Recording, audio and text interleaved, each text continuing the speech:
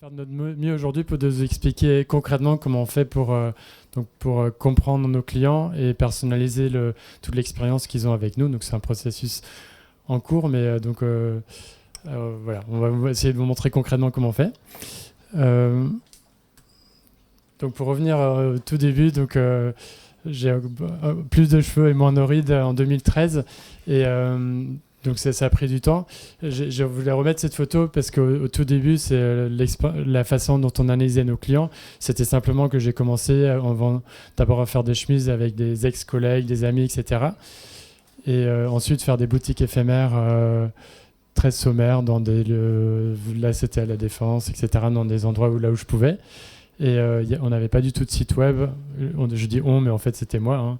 Et je prenais toute l'UX, c'était sur papier, sur des PDF pour voir comment on fait la création de la chemise. Dans la chemise sur mesure homme, si on veut la faire en ligne, la difficulté, c'est surtout la prise de mesure. Tout le monde veut avoir une belle chemise qui va bien, mais tout le monde a peur de se prendre les mesures, de se tromper, etc.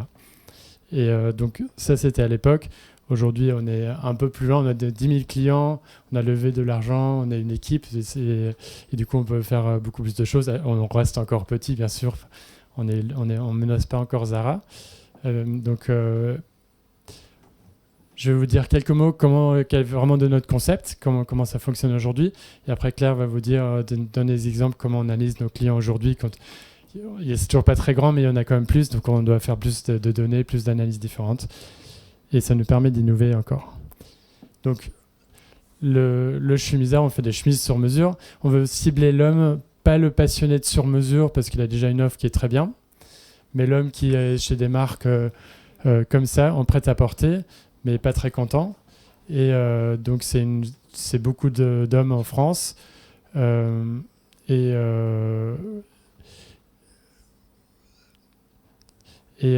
c'était un peu moi aussi quand j'ai démarré. Donc c'était un peu moi. Je faisais des produits pour moi.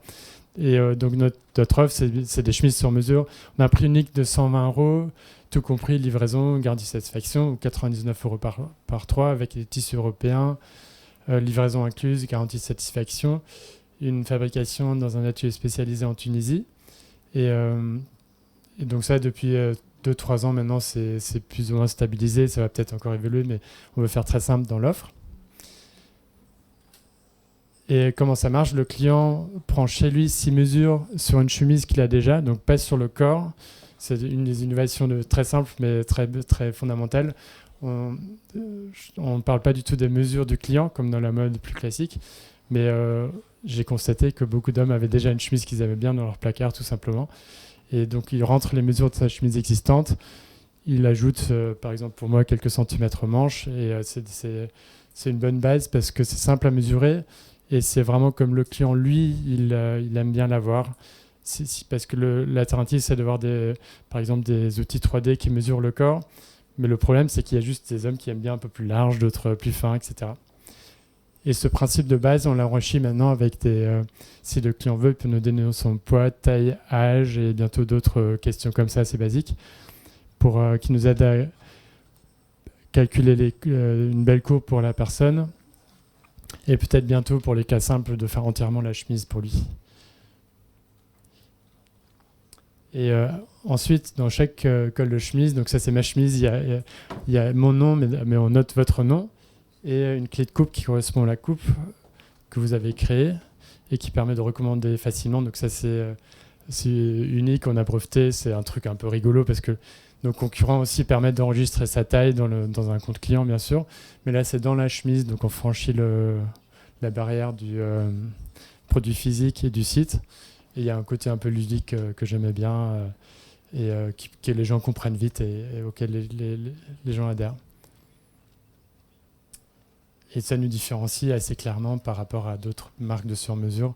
Donc on est Taylor Store par exemple, c'est aussi une chemise sur mesure, mais pour nous c'est encore plus visible d'une certaine façon. Et pour moi qui viens de l'industrie, moi je suis ingénieur, on ne s'est pas trop présenté, mais de l'industrie automobile avant, c'est un peu un Kanban, donc un moyen simple de recommander le bon produit après. Donc ça vient un peu de là aussi. Donc voilà ce qu'on fait aujourd'hui. Et Claire va vous expliquer un peu comment on continue de comprendre nos clients et d'essayer et basé sur des données, des analyses, d'innover. Tu veux cette slide ou on passe Exactement, on va passer peut-être directement à la slide d'après. Voilà. Donc en fait, nous, ce qu'on a fait, c'est que depuis cette année, on s'est dit, bon, à présent, on a 7000 clients déjà chez nous qui ont expérimenté justement notre concept. Ils ont tous testé justement le fait de faire leur clé de coupe, etc. sur notre site. Et on commence à avoir vraiment énormément de données. Et on s'est dit, maintenant, il va falloir les utiliser, les analyser et s'en servir ensuite pour justement tout adapter. Notre communication, notre produit, faire des améliorations en fait surtout. Donc on a commencé par des ateliers UX. Donc là on s'est dit, on a vu en fait déjà sur notre site, sur Google Analytics, c'était très simple à voir. On a vu justement en analysant en fait chaque page que le client visualisait, enfin que l'utilisateur visualisait, on a vu à quel moment est-ce qu'il droppait. Et du coup, on s'est dit, ok, donc on sent qu'il y a des problèmes, mais on ne peut pas trop voir. Même avec Hotjar, on voit comment il se comporte sur une page, mais globalement, on sait qu'il va cliquer à un endroit où il n'y a pas de lien, on sait qu'il va cliquer à cet endroit où il y a un lien, etc. Mais on ne sait pas vraiment ce qu'il pense au moment où il est sur la page, au moment où il clique, où il s'attend à avoir un lien ou autre. Donc du coup, on s'est dit, le mieux, c'est de faire des tests UX avec nos clients actuels, pour comprendre un petit peu comment, leur poser des questions, voilà, savoir comment ça se passe pour eux, et également mettre vraiment des personnes qui ne connaissent pas du tout la marque. Donc on a fait exprès, justement, on a fait un peu des tests anonymes un peu au départ, et on les a mis devant leur Pour vous dire concrètement, c'était pas facile parce qu'il fallait que des amis qui, sur LinkedIn, etc., trouvent des gens dans notre cible, mais sans qu'ils sachent que ce soit nous. Claire a fait une fausse adresse Gmail pour qu'on ne retrouve pas son nom, pour communiquer avec eux, fixer un rendez-vous. Et ils sont venus le chercher métro Temple pour pas leur donner l'adresse, sinon on avait peur qu'ils regardent et qu'ils découvrent que c'est le Shimza. Pour que vraiment ils n'aillent pas sur le site avant pour avoir la fraîcheur de la découverte, qu'ils voient notre site et qu'ils comprennent rien à ce qu'on avait mis. Exactement. Et puis c'est vrai que pour faire ces tests UX, on ne veut pas des gens qui soient sur des plateformes un petit peu... Il y a des sites ou des plateformes en fait, qui référencent un peu toutes les personnes qui seraient OK pour faire des tests utilisateurs et gagner de l'argent en contrepartie. On part du principe que nos clients, a priori, ne se trouvent pas là-bas et qu'il faut qu'on aille les chercher autre part. Donc du coup, c'est un peu pour ça qu'on a fait travailler un peu notre réseau, essayer de cibler un petit peu des personnes qui sont peut-être potes de certains de nos clients, etc., pour essayer d'avoir des personnes plus représentatives de nos clients. Donc du coup, sur ces tests-là, l'idée c'était vraiment de les faire venir sur la page Google, de leur dire voilà, vous faites comme un client classique chez nous, il arrive, il tape chemise sur mesure sur Google, et qu'est-ce qu'il fait? Donc déjà, on se rend compte, en fait, il va pas sur le SIA, il va sur le SEO. Coup de chance, on est premier. Du coup, ils cliquent sur notre site, et là, en fait, on a vraiment tout le... Ce qui est bien, c'est qu'on leur dit de parler à voix haute, etc., de nous dire tout ce qu'ils ressentent, tout ce qu'ils pensent à ce moment-là. Et donc là, on recueille vraiment toutes les informations. Donc il va nous dire tout ce qui lui passe par la tête, où est-ce qu'il clique, pourquoi. Et donc, vraiment, on a mené ces tests UX comme ça. Et donc là, on a été riche de pas mal d'informations qui nous ont amené, justement, là, on est sur des ateliers UX, justement, on se fait aider par une personne qui nous aide vraiment à revoir les pages bloquantes de notre site, là où les clients, a priori, ont peur ou n'ont pas assez de confiance ou de réassurance. Et donc, du coup, c'est toutes ces pages-là qu'on revoit grâce à toutes ces réponses d'ateliers, à toutes les analyses qu'on a pu aussi avoir sur Hotjar, etc. Il y a des changements aussi qui étaient simples, en fait, c'est du wording, des choses comme ça qu'on a fait tout de suite. Exactement. Mais c'est des photos, des wordings. C'est très traumatisant de montrer, parce que les gens comprennent rien, mais voilà, c'est très intéressant. Oui, parfois, c'est vrai que nous, on est un peu trop dans notre métier, et du coup, on se dit, c'est simple, c'est vachement compréhensible. Et en fait, non, une personne qui connaît pas le sur-mesure, qui est pas vraiment spécialiste là-dedans, en fait, on se rend compte qu'il y a même des mots que nous, on peut utiliser et qui comprennent même pas du tout. Donc, et le fait aussi d'avoir leur retour, ça nous permet aussi de voir comment est-ce qu'ils expliquent le concept ou comment est-ce qu'ils expliquent ce qu'ils voient. Et du coup, nous, on a noté tout ça parce que l'idée, c'est de reprendre ça pour notre site et justement d'utiliser leurs mots quand on leur parle. Et ça, en fait, très honnêtement, c'est ce qu'on a remarqué, en tout cas, qui est vraiment très important. Surtout dans un contexte un peu compliqué comme le nôtre, où le produit n'est pas vraiment évident. Oui. Alors, ce qui bloquait le plus, alors déjà, à la base, c'était les photos sur la page d'accueil, vraiment au démarrage. Nous, on n'avait pas mis beaucoup de budget en fait sur les shootings, parce que déjà, on n'en avait pas beaucoup. En fait, on avait des retours, mais là, ça me donne pas du tout envie d'acheter. La chemise, elle a une couleur un peu passée, un peu bizarre. Voilà, je me reconnais pas dans le mec, elle lui va trop grande. Enfin, vraiment des retours comme ça visuels. Il y a certaines photos, on aimait bien parce qu'il y avait Paris, c'était des belles photos. Mais en fait, c'est vrai que la chemise avait un mauvais pli dessus. Du coup, les gens regardaient que ça. Et c'est peut-être évident, mais des petites choses très basiques comme ça. Il y a des choses comme ça. Après, il y avait en fait toute notre interface qui est vraiment le cœur en fait de notre site. C'est l'interface pour créer sa chemise qu'on a développée nous spécifiquement parce qu'on n'est pas sur Shopify, on n'est pas sur des plateformes comme ça. On a vraiment développé ça de manière personnalisée. Du coup, ça va avec le concept. Et du coup, en fait, cette interface-là, elle s'avère un peu compliquée, surtout sur la prise de mesure. Ils n'ont pas compris qu'il fallait qu'ils cliquent pour avoir accès à plus d'aide, etc. Donc, en fait, ça, c'était vraiment des points très bloquants et qui faisaient qu'ils passaient même pas après cette page, qui est finalement notre page la plus importante. Voilà. Donc voilà. Après, on a aussi pu analyser des comportements d'achat, notamment la fréquence d'achat, etc. des clients.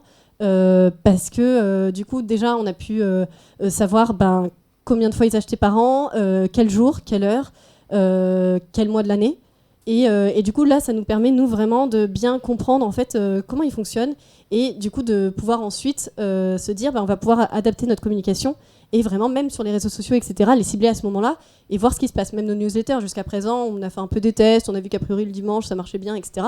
Mais en fait, on se rend compte qu'ils n'achètent pas le dimanche. Ils achètent le samedi, ils achètent le lundi, le mardi, mais pas le dimanche. Et du coup, on se demande, est-ce que si on changeait par exemple ça, et qu'on l'adaptait, et qu'on communiquait vraiment tout pile au moment où ils étaient plus enclins à acheter, et du coup, est-ce que ça le ferait mieux ou pas? Donc ça, c'est des tests qu'on va mettre en place là, justement, par rapport à tout ça. Et du coup, on a pu aussi dégager des personas, ce qui est super important, mais que jusqu'à présent, nous, on n'avait pas encore fait, parce qu'on était encore tout petit, on n'avait pas encore assez de personnes pour nous aider justement sur ça. Et donc là, on a pu voir justement quelles sont les personnes qui achètent beaucoup sur le site et quels sont les clients fidèles. Et quels sont les clients qui, jusqu'à présent, nous, on pouvait cibler, on pouvait mettre de l'argent dessus, mais en fait, nous rapportent rien. Et du coup, justement, concentrer nos efforts, concentrer un peu notre budget, même communication, publicité, sur vraiment les clients qui sont finalement fidèles et qui vont ensuite vraiment plus acheter, plus dépenser, etc. Donc voilà, je pense que j'ai tout dit. Donc ça c'est Hotjar, c'est pour vous montrer un petit peu, par exemple, ça c'était notre page d'accueil, une des versions précédentes. On voit par exemple on voit qu'il clique pas mal sur la photo, donc a priori il veut en savoir plus un peu sur le style de cette chemise.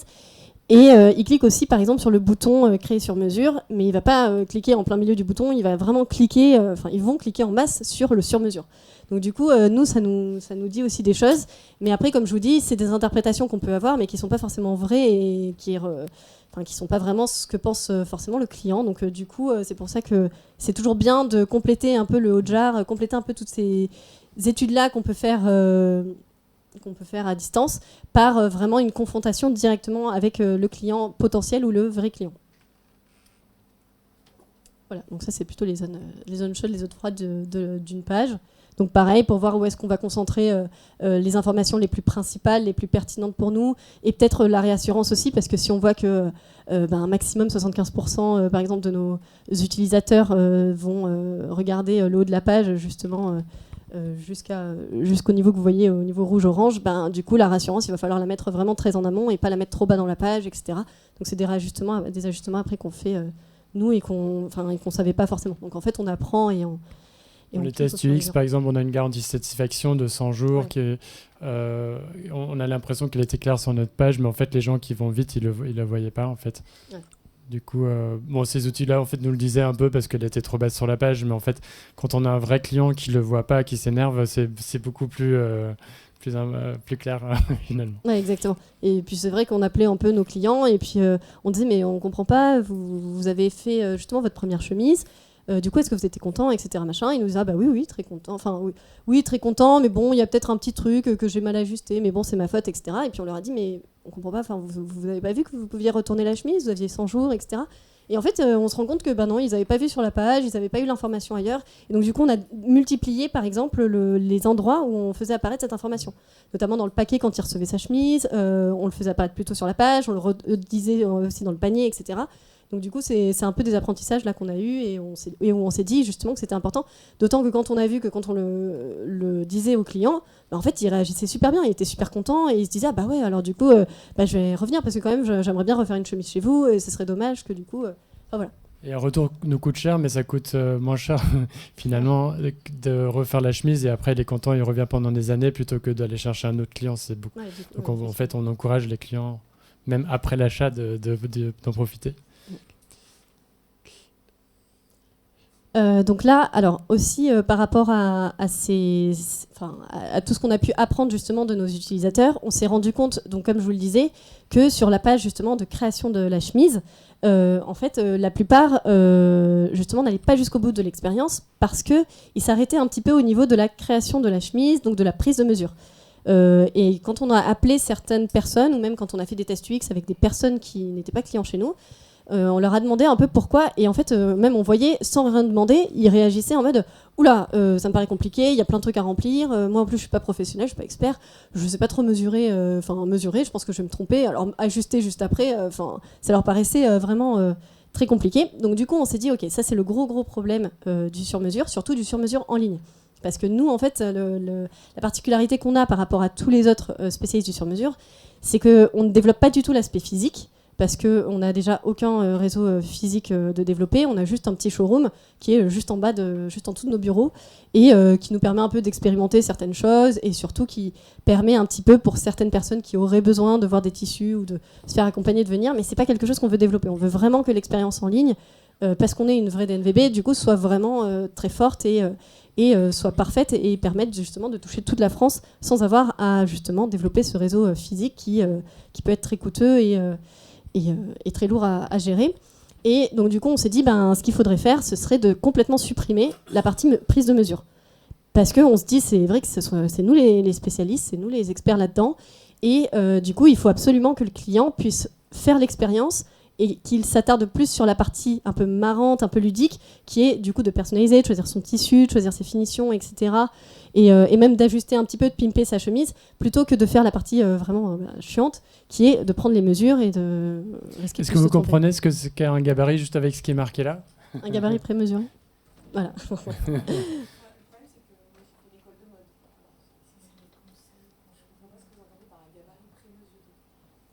D'accord. Alors, un gabarit prémesuré, c'est une chemise dans une taille standard, donc un gabarit, une chemise dans une taille standard, je dirais, et qui est déjà prémesurée donc par nos soins. C'est-à-dire qu'on a déjà pris les 6 mesures qui sont nécessaires pour la création d'une chemise sur la chemise qu'on va envoyer au client. Et c'est une chemise, pour lui envoyer la bonne taille de chemise quand même sur laquelle il peut se baser, ça va être une chemise, s'il fait du M, on lui envoie du M, et c'est sensiblement similaire à ce qu'il pourrait trouver en taille M dans le prêt-à-porter classique. Sachant que chaque marque peut avoir un peu des disparités au niveau des tailles, mais globalement, voilà, on reste sur une taille standard que nous on connaît, dont on connaît les mesures, et ensuite il peut ajuster, il peut la pimper en fait avec ses préférences. Donc on le guide, il nous dit c'est là, ça va ici, au torse il faudrait 2 cm de plus, aller au cintrage un peu moins, aux manches 2 cm de plus, et après il nous renvoie avec un coupon préaffranchi cette chemise et on le fait de la chemise avec ce qu'il a demandé. Voilà. Non, pas du tout. C'est vraiment, en fait, ça c'est vraiment proposé c'est un peu le SOS au niveau vraiment qui arrive en fait vraiment à l'étape création de la chemise, prise de mesure. Donc on a lancé ça au printemps là pour voilà. et ça fonctionne plutôt bien. Après l'essentiel, les clients continuent à faire la partie 1, mais oui. Et ce qui est intéressant, nos investisseurs, tout le monde nous dit plutôt, est-ce que vous allez lancer la chemise femme, est-ce que vous allez lancer d'autres marchés, etc. Et nous, on s'obstine sur l'expérience client. Parfois, c'est difficile à défendre. Ça prend quand même du temps, etc. Mais je pense que c'est comme ça qu'on arrivera à faire vraiment un truc différent et intéressant pour le client. Mais c'est plus, en fait, plus avant long terme. Avant de se diversifier ou de s'internationaliser, on s'est dit que le mieux, c'était vraiment de rester focus en fait, sur notre produit, et l'expérience qui va avec, et pour bien maîtriser ça, et pour aussi améliorer l'algorithme, etc. Parce que finalement, on a fait pas mal d'améliorations là, ces 2 dernières années avec l'algorithme, grâce aux données qu'on a eues, avant de pouvoir se lancer sur un autre marché, sur un autre produit. Voilà.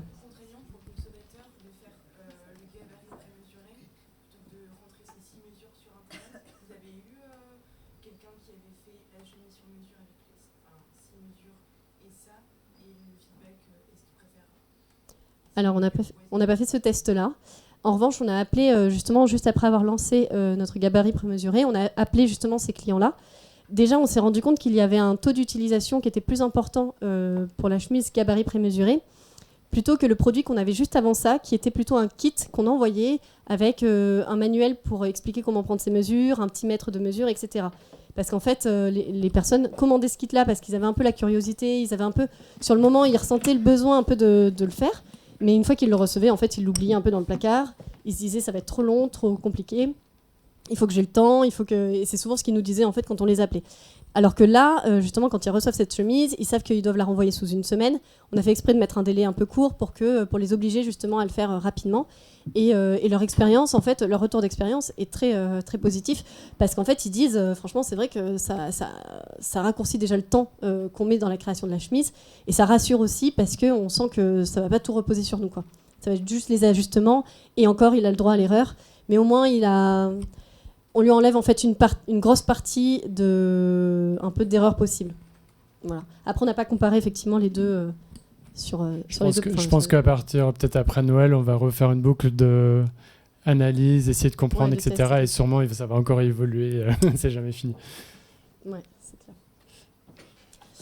Tu veux parler de la prévente en quelques mots? C'est dans l'air du temps. Mais voilà, et donc, en fait, justement, après avoir fait tous les interviews un peu de clients ou de non-clients, etc., qu'on avait pu avoir, et là, c'est vraiment spécialement les clients. En fait, ils nous ont tous dit c'est bien parce que vous faites des chemises qui sont bien, qui sont très classiques et du coup, 120 € ma chemise, oui, ils veulent qu'elle soit classique, etc. Mais pas que, parce qu'en fait, on s'est rendu compte qu'ils avaient besoin vraiment de nouveautés, de plus de changements sur le site et pas juste des chemises blanches, des chemises bleues qui soient juste un peu d'un tissage différent. Voilà. Donc globalement, ils disaient que c'était limite un petit peu boring. Donc on a compris le message et surtout on a vu, par exemple, on avait appelé des clients justement de chez nous on s'est rendu compte qu'en fait ils n'avaient pas racheté et on les rappelait en leur disant mais du coup, on voudrait savoir un petit peu pourquoi est-ce que vous n'avez pas racheté. Ils disaient moi mon expérience était très bien donc moi je suis prêt à racheter. C'est juste que moi je voudrais des chemises casual par exemple et vous en faites pas. Et là, je dis au monsieur, mais comment ça, on n'en fait pas? Vous n'avez pas vu notre newsletter? Vous n'êtes pas venu sur notre site? On vient d'en sortir. Et en fait, il me dit, non, c'est vrai que ça fait longtemps que je suis pas revenue sur votre site, etc. Et du coup, là, on a compris que ce qu'il faudrait faire, ce serait un peu comme fait Cézanne, comme font plein d'autres marques. C'est un peu créer un genre de rendez-vous où on va inciter en fait les clients à revenir régulièrement sur notre site en leur disant, nous, donc là, ce qu'on a fait justement, c'est plutôt de dire une fois par mois, le premier dimanche du mois, on va sortir une précommande. Et du coup, vous aurez une nouveauté par mois, on vous l'assure, quoi. C'est un peu ça. Et du coup, on les incite vraiment à revenir sur le site. Et on va leur proposer aussi un style prédéfini. Parce qu'en fait, on s'est rendu compte que partir de zéro pour créer une chemise, c'est compliqué. Et donc, du coup, ce qui était plus facile pour eux, c'était d'avoir un style déjà prédéfini et de le pimper et de le modifier. Et donc, du coup, c'est ce qu'on fait avec la précommande, qui en plus s'inscrit dans notre démarche responsable, puisqu'on va seulement commander le tissu nécessaire en fonction de la demande. Et non pas faire l'inverse qui est de commander un tissu et de se dire on croise les doigts, on espère que ça va plaire et qu'on va tout vendre parce que sinon on l'a peut-être pendant 2 ans sur les bras. Donc voilà, ça c'est vraiment le... Oui, donc c'est vraiment... en fait, avant on changeait déjà nos tissus mais les gens ne le voyaient pas. Donc là on essaie plus de rentrer dans un peu la tête du client, le tissu du mois. Donc on vous dira dans quelques mois si ça marche. Voilà. On vient vraiment de le lancer ce mois-ci. D'accord. Donc voilà. Pour 2-3 slides de conclusion. Pour nous, la première photo en 2013, en fait, je pense que ma démarche était finalement déjà des NVB, alors que je ne savais même pas comment... le mot n'existait pas, en tout cas à ma connaissance. Et pour moi, ce que ça veut dire, c'est que comme on a la technologie chez nous, enfin notre site web, surtout le back-office qui est lié avec le fournisseur, et le lien direct avec jusqu'au client final. Donc, on maîtrise l'expérience client. On a bien sûr un rapport qualité-prix parce qu'il n'y a pas de distributeur. Mais aussi, je pense qu'un aspect important, c'est l'innovation rapide. Comme par exemple, la chemise gabarit, c'était quand même assez facile pour nous de le mettre en place. C'est le même fournisseur. On change un peu le site web, mais tout était assez fluide. Et donc, on pourra refaire...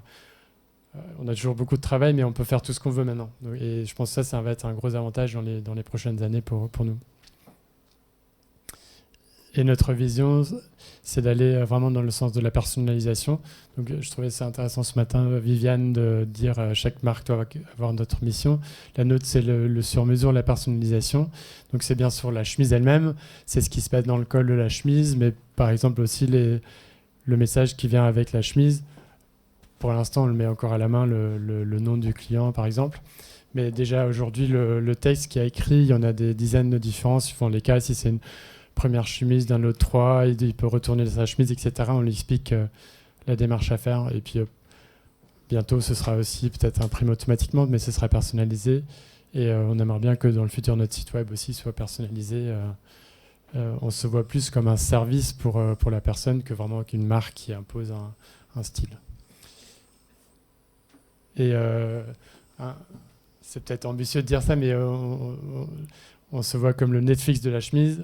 Donc le Netflix, avant la télé, c'était gratuit, mais les gens zappaient. Maintenant, c'est à la demande, mais avec beaucoup de suggestions aussi pour les gens qui ne savent pas trop. Et les gens sont prêts à payer pour ça. Et on est persuadé que l'habillement va aller dans le même sens.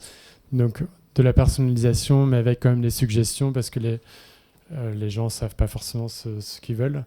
Et les gens sont fidèles, ils sont prêts à payer un peu plus cher, mais ils sont fidèles. Parce que, surtout pour la chemise homme, une fois qu'on a trouvé la coupe qu'on aime bien, on n'a pas envie d'aller ailleurs. On va peut-être changer juste le tissu la prochaine fois. Donc, c'est le fondement de notre marque. Voilà pour notre partie.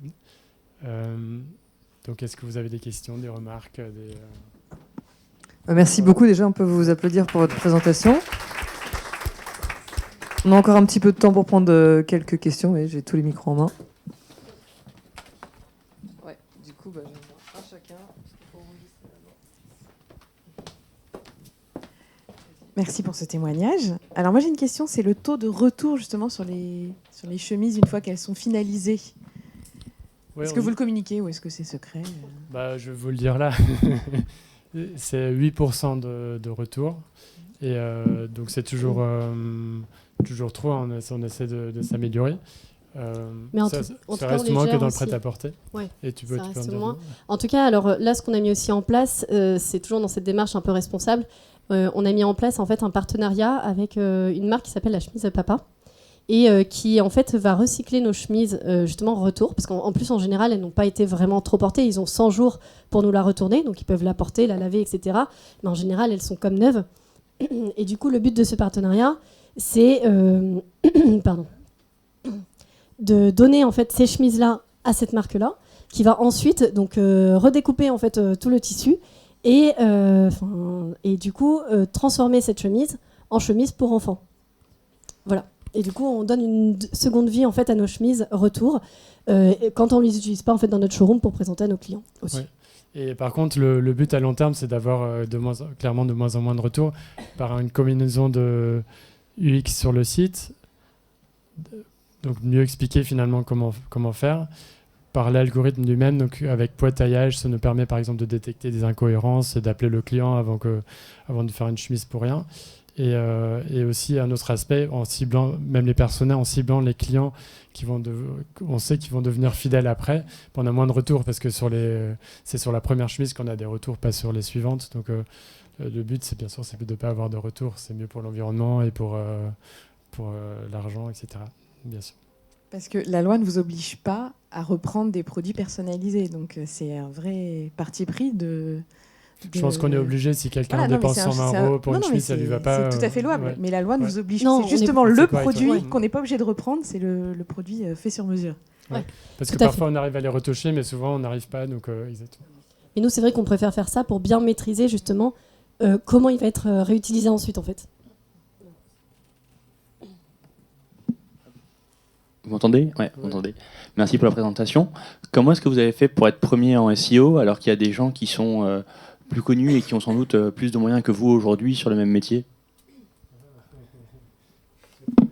Eh ben, je pense que, déjà en fait, ce qu'il y a, c'est que on s'est rendu compte que nos concurrents justement n'avaient pas une vraie stratégie, je pense SEO. Ils font un peu du contenu, etc. Mais j'ai l'impression qu'il n'y a pas vraiment d'experts entre guillemets là-dessus chez eux. En tout cas, vu comme c'est facile pour nous de se positionner. Après, je dis ça, non, mais je dis ça dans le sens. Après, attention, sur des mots-clés vraiment très spécifiques, on est aussi sur une niche, donc c'est très facile de se Premier sur positionner. chemise sur mesure, pas sur chemise tout court. Donc si on était sur pas la même chemise chose. homme, Déjà ce très serait bien, pas hein. pareil. Et c'est pas pareil d'ailleurs. On a essayé et c'est pas pareil. Donc sur chemise tout court, il oui, y voilà. a Zara, Enfin, il y a des grosses On marques. n'a pas donc- beaucoup de concurrents. hein. C'est aussi pour ça. Ouais. Du coup, on va avoir Atelier Anna, Swan et Oscar, etc. Et eux, en plus, ils misent beaucoup moins sur le web et ils misent beaucoup plus sur le physique. Donc c'est aussi pour ça qu'ils misent moins sur le SEO et que nous, on peut facilement se positionner là-dessus, en tout cas sur des requêtes vraiment très spécifiques. Après, justement, nous, maintenant, on essaye de s'élargir à des requêtes plus complexes, disons, plus génériques, qui vont du coup être plus complexes pour nous pour mieux se positionner sur les pages, genre chemise Oxford Homme. Là, on fait face justement à tout ce qui est Balibari, Figaré, etc. Et là, ça devient justement plus compliqué. Mais après, il y a juste simplement sur Google même, ils donnent les bonnes pratiques. Il faut faire des trucs propres, des contenus qui changent régulièrement. Il n'y a pas de Oui, truc même magique, en termes hein, de liens, etc. Il ça prend faut du temps, faire attention de ne pas faire des échanges Ouais. de liens trop visibles par Google en mode c'est un peu une entente. Faut être très propre aussi au niveau de ce qu'on fait et faire un contenu qui est vraiment Faire du utile pour contenu, l'utilisateur qui et pas change seulement pour le régulièrement,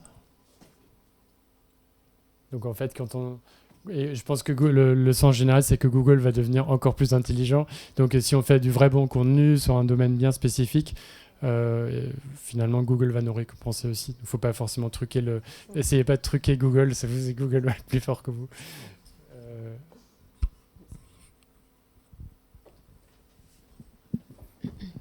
Moi, j'avais une dernière Je question. voulais si on- juste vous demander, vous disiez que dans les études UX, vous alliez utiliser leurs mots pour leur parler. Oui. Est-ce que vous avez des exemples de mots auxquels vous n'auriez pas du tout pensé et que vous allez utiliser suite à... Enfin, après, s'il y en a un qui vous vient comme ça... Alors, c'était... qu'est-ce qu'il dit C'était par exemple... oui, nous, on parle beaucoup de coupe. Et eux, en fait, ils vont beaucoup plus parler de chemise qui... la chemise, elle me va ou elle me va pas. Enfin, ils vont être beaucoup plus simples, justement. Alors que nous, on va avoir un peu tendance à utiliser des mots... même dans les tissages, etc. Du coup, j'ai pas trop d'exemples comme ça en tête. Mais je sais que, voilà, il faut plutôt leur parler... la chemise... comment dire Oui, en fait, un exemple typique, sur une publicité, j'ai utilisé marre d'avoir le col trop serré. Et en fait, on va vraiment parler comme ça au lieu de dire chemise sur mesure ou au lieu de dire votre chemise vous va pas. En fait, voilà, oui, au lieu de dire soyez élégant, etc. On va vraiment leur parler avec. On sait qu'en général, la plupart de leurs problèmes, c'est le col qui est trop serré et les manches trop courtes. Et ça, c'est vraiment le truc qui revenait tout le temps. Et c'est eux en plus qui nous le disaient avec leurs mots, vraiment comme ça. Et donc, du coup, ça, par exemple, je l'ai repris dans des pubs. Dernière question un peu à part. Pourquoi est-ce que vous ne fabriquez pas en France finalement vous avez un produit, un service assez premium. Pourquoi vous avez autant de Parce qu'on est, en fait, pour tout raconter, j'avais commencé avec un fournisseur en France les premières 2-3 ans. Et après, j'ai switché en partie parce que je voulais faire des trucs comme l'étiquette personnalisée, des trucs à l'époque, avec peu de volume. Je comprends que le fournisseur français en question ne voulait pas le faire. Mais en Tunisie, c'était possible parce que c'était à l'époque plus petit, plus flexible.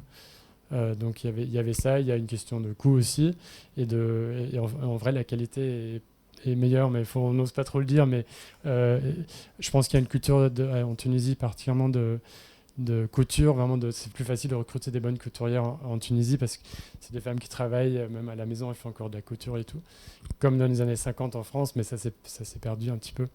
Enfin, il y a peut-être des avis différents, mais c'est l'expérience que j'en ai, juste dans ce secteur spécifique.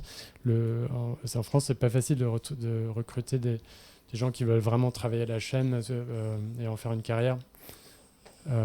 Et du coup, il y avait la saison de mariage, tout ça, il y avait des retards aussi. Il y avait 5 semaines de délai parce qu'ils n'arrivaient pas à recruter des intérimaires ou des gens pour travailler. Donc je pense que c'est un peu un tabou de dire ça, mais c'était en tout cas l'expérience que j'ai eue. Et en Tunisie, j'y vais dans 2 semaines, on y va régulièrement, on a un partenariat dans le sur-mesure, on est obligé d'avoir des partenaires long terme parce qu'on fait beaucoup de choses avec eux. On intègre les systèmes d'information, le packaging, plein de détails. Et du coup, on a un bon lien comme ça. Donc, on verra. Peut-être dans le futur, on fera d'autres choses. Mais c'était plutôt une bonne expérience pour... Et grâce à nous, ils ont pu doubler de taille d'atelier. Enfin, c'est pas encore... maintenant, il y a 25 personnes là-bas. Donc, c'est bien aussi. On leur donne du travail. Donc, personnellement, je trouve qu'on est... c'est pas made in France, mais d'une certaine façon, il y a aussi une éthique de travail en Tunisie qui a vraiment besoin de travail en ce moment. Et de les aider à développer leur qualité, leur process. Merci beaucoup, Yann. Ce sera le mot de la fin. On peut encore Merci à vous vous. remercier et vous applaudir.